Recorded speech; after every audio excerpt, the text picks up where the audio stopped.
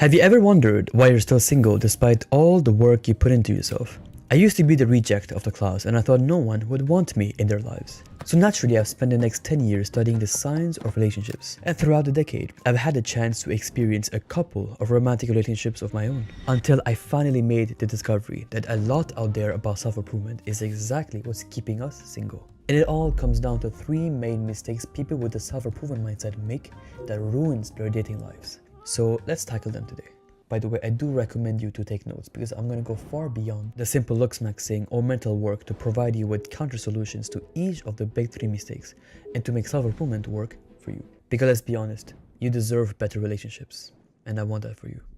Alright, number one, being on the pursuit of perfection. When I got to see the first couple of results for my own self-improvement journey, I found myself in a state of not only wanting more for myself, but I also wanted more from the people I've dated. My standards in dating weren't just on a physical level, but I also wanted someone that perfectly matches my idea of a good woman. I even made a whole notebook to describe the perfect one. However, in time it became frustrating because no matter who I used to find, I either would be dissatisfied because they wouldn't check most of my boxes, or I would end up feeling overwhelmed and undeserving because they did check all my boxes. At the end of the day, I couldn't help but wonder, was I asking for too much?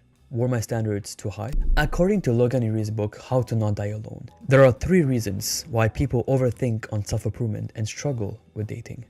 Number 1. The maximizer.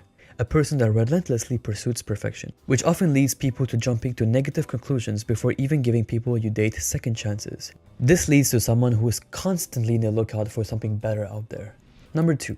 The hesitator. This is another reason why self-improvement is dangerous, because it leads you into feeling like you're not good enough to be dateable. How many times have you told yourself, I'll be dateable when I'll be rich, I'll be lovable when I'm skinny and beautiful, I'll be ready to have someone once I have a job? But these expectations towards your own self is exactly what's hindering your dating experience. This is called the hesitator phenomenon, and I will discuss more on it shortly. And number 3, it causes people to be romanticizers and be allergic to any sorts of red flags. Icks are the perfect example of that phenomenon where people nowadays confuse deal breakers with pet peeves. Having standards is one thing, but most people just want absolute perfection in a partner nowadays. The thing is, most of these issues regarding dating can be solved if we stop expecting everybody to be so damn perfect, and that includes ourselves. So here is an actionable step for you to know if someone that you're dating or someone that you're seeing is worth the time and effort. Answer these 3 questions. Do I feel heard and understood by them? How do they make me feel? Do I feel energized or drained after interacting with them? Do I feel romantically or sexually attracted to them? Alright, number 2, being too career focused. Imagine you as a man working so hard for 10 years straight to be financially free. On its way, you have leveled up your social status and now you look like an absolute chad before you finally find yourself a beautiful woman to call her wife, only to now arrive 3 years later in a courtroom because she asked for a divorce. What the hell went wrong? Despite reaching every single pillar of success, why would anyone be stupid enough to leave? Well, what if I tell you that this happens to even the biggest and richest celebrities out there? Even the richest and most attractive people end up failing at relationships.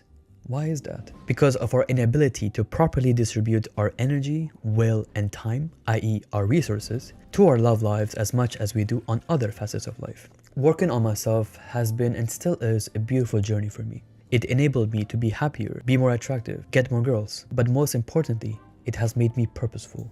It has made me ambitious. But it all came down crashing on me when I got myself a committed girlfriend. My very sense of purposefulness that attracted her to me made her eventually feel unsafe and unloved, which in turn had put the relationship to an eventual end. In other words, career and self-improvement became so important that I lost sight of the ever-so balance between companionship and purpose. We see this a lot on the infamous monk mode trap people have been talking about lately, where people get so focused on their goal until they become autistic weirdos in public settings, and I'm no exception to this as well. Every time I come back from a period of social withdrawal, I get awkward as fuck in both social and dating settings. Now, how do you solve this never-ending contradiction of being in the path of self-improvement and also being fruitful in your love life? Listen to this because this is life-changing. Estelle Perel, one of the most respected authorities in psychology and love, affirmed on how relationships are not problems to solve, but paradoxes to manage. There are always going to be contradictions left and right. Your goals might not match with your partner. Your hobbies might be different from them.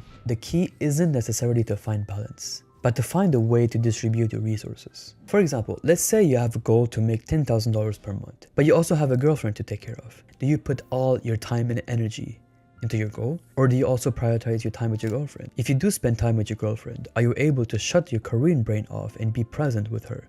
Would you even be down to share your time with your girlfriend if you know you can use the same time to advance in your work? In other words, how are you going to manage your schedule and focus? This is life when you have a partner. A constant battle of contradictions. Don't get me wrong. It's not about setting your priorities higher than your relationship. By all means, make your purpose higher than a relationship, as long as you don't lose sight of everything else that's important to you. The same degree of novelty, creativity, and effort you use in self-improvement needs to be shared with your partner as well, and that on a consistent basis over a long period of time. If you do have trouble focusing at the moment at hand, then you might be suffering from the next point. Number 3, being too self-focused.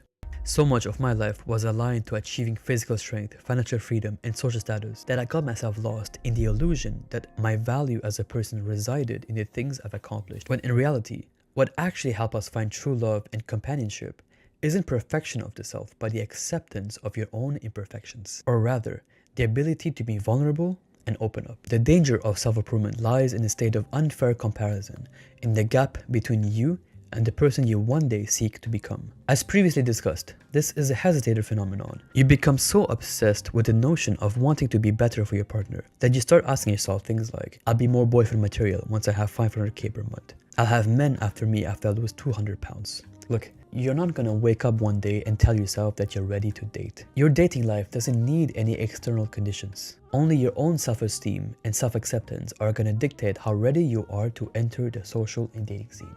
But let's be honest, it doesn't necessarily mean that you will be successful in dating. But remember, you can only really work on your social and dating skills if you put yourself out there.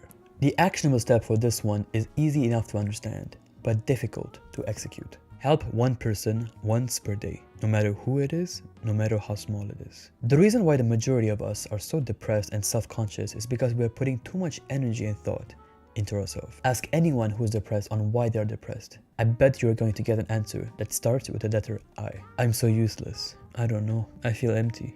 When we are low, we are so inner-directed that we lose sight of the outside world. We have to learn how to be more outer-directed and not be so focused on ourselves. Which is why doing the smallest task for another once per day will help you realize that it's not always about you. You don't need to feel perfect because deep down you know nobody truly is. The cracks and weaknesses in a person gives an opportunity for the other to hold onto those cracks and heal them for you. There are so many myths out there that make me sick in the gut to even utter them. I'll soon be releasing a video about more myths about relationships, so stay tuned to that. But on that note, let's have healthy relationships out there. I'll see you.